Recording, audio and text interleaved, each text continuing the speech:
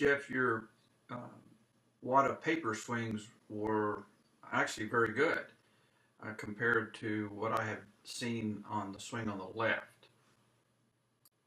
I've drawn a blue arrow off your left center of your ankle, and the camera angles are not the same. The one on your swing on the left on the range was a little bit more dead square to the camera, facing the camera.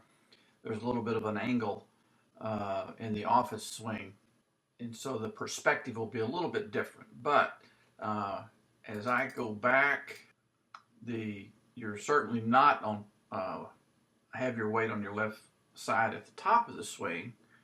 You're kind of between the feet. You do start to make a move to the left side, but you never really get your body mass on top of that left foot at impact. You do make pretty good move. You have a very stable axis here. I'm not seeing anything sway to the right. Good extension in your left arm. You're hinging the wrist. You have the shaft in a right angle to the left arm. Looks very relaxed. I'm starting to see, as you start down, I'm seeing your left hip continue going beyond the blue arrow. Now your head turns a little bit, whereas you're not really focused on the wad of paper. You're a little bit more over here, but it's still in a somewhat down position. As you come through and hit the wad of paper, the blue line is going right through your belt buckle, but I certainly don't get the sense that your lower body is like the lower body on the range swing. Your office swing has a little bit more leftward activity in your and more natural movement of the lower body to the left side than your range swing on the left. So that looks pretty good. I'm seeing a fairly early rehinging position achieved in the swing on the right. Elbows are close together. Even though the resolution's a little bit blurry, I can see that your left hand is underneath the right hand here, and that you've already created an angle here. And the shaft is already going here. So when your right arm is approximately almost parallel, you've already started a rehinging there, which means it just basically means the club head is moving faster than your hand. If the shaft was here, then it would mean the club head was moving slower. So in the amount of time it took your hands to go from impact to this position, the club head has traveled further than a swing where the shaft was straight, and that's what you have here. You have no rehinge there, whereas on the swing on the right, your club is up here. And so, in terms of rate, the rotation rate of the club head versus the rotation rate of the hand, the club head is moving around its circle faster than your hand is moving around its circle. Now, you're not swinging very fast, and so the speed of both the hand and the club head is slower than the swing on the left.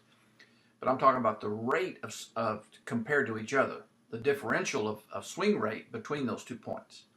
You certainly can see on the left where it has this appearance of strain and leaning back. The swing on the right has a lot of things I like. Nice finish, certainly a good balance on the left side. So you're really solidly on your left side and your back foot is on the toe. And here you're kind of still leaning back, and so you really never really get on top of that left foot. And your back foot is not on the toe, but kind of hanging back on its toes, on the bottom of the toes.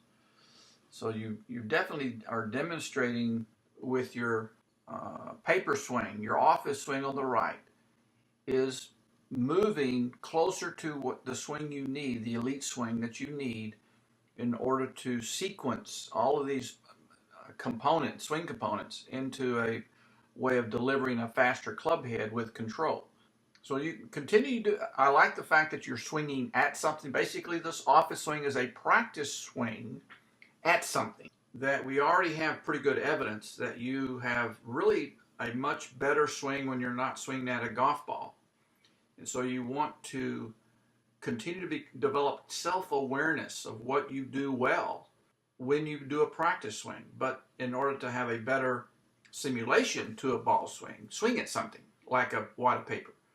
But you're still just trying to swat it with the feeling and shape of what you already know you have in a good practice swing. I recommend continuing the office swing drills where you're swinging at a wad of paper, swinging at something with your practice swing. But keep in mind the purpose of the swing is to become self-aware of your good practice swing. And so you're trying to initiate your best practice swing at something. And let's try to focus a little bit more on staying down and seeing that wad of paper disappear off the floor. I recommend adding to that drill a pose drill where you simply pose yourself in a static position, not a moving position, but freeze in the position I have Grant Wade in here, in this post-impact position. See if you can't just pose yourself in that position and try to match every component of Grant's swing to your swing. Try to see if you can balance on that left side like that. Both arms extended, elbows together. You're off the back foot. Your eyes are looking straight down. See if you can't become comfortable and familiar with that amount of weight shift to the left side in this post-impact position. The more you can practice this static pose and become familiar with it, the easier it will be to swing towards that familiar position. A second pose drill I want you to do is the finishing position. Just simply stand and pose holding the finish of a good golf swing. Try to make every swing component the same. You're not going to be able to swing like the pros, but you can pose in certain positions just like the pros. A non-golfer could just shape into a statue position. So focus on, get on your left side, feel like you're very light in the back foot, you're right on the tip of the toe, and you're facing the target. You've got a good shoulder turn, your hip turn is all the way to the target. So try to emulate this pose, and you can I picked Tiger in this particular example, but you could almost pick any pro and you'll have a very similar look on tour at the finish. Then when you do the practice swing drills, the wad of paper drills, make sure you end up in that familiar position. So first become very self-aware of what your best finishing pose is and feels like. And then when you do these swing drills and movement drills, make sure you always end up into that familiar position every single time. I would also add some speed drills to your practice so that you're not just doing shaping drills at wads of paper and the posing drills, but also want you to continue to work on creating some swing speed. Do those swish drills. You can do them waist high and continue to hear that sound. Become aware of how your body, your shoulder and hip turn actually it leads that swish turn. Then I would put it on a tilt, maybe a foot off the ground, where you're doing a speed drill and a swish drill right above the ground. Then see if you can't hit some paper that's on the ground with that same speed swish drill.